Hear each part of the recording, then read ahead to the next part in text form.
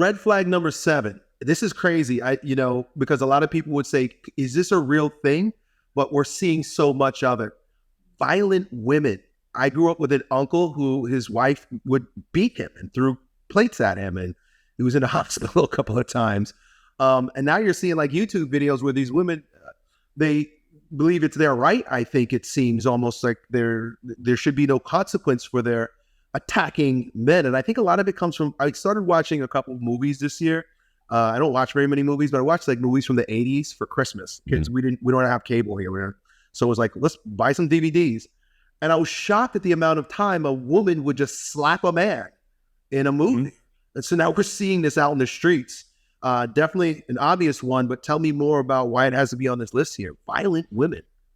Yeah, well, I mean, like one of the big problems with that is that because men are bigger and stronger generally than women, not always true, but generally speaking, men are bigger and stronger than women.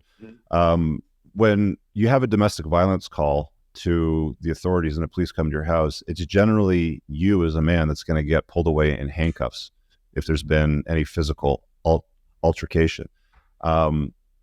You've got the burden of performance in life to put a dent in the universe and do something with yourself. And you can't be doing something with yourself, being productive, if you're dealing with a woman that's violent, throwing things at you, stabbing you. Like I've heard and seen all kinds of versions of this, and you get locked up, you get completely derailed. The last thing you want to do is have children with a violent woman.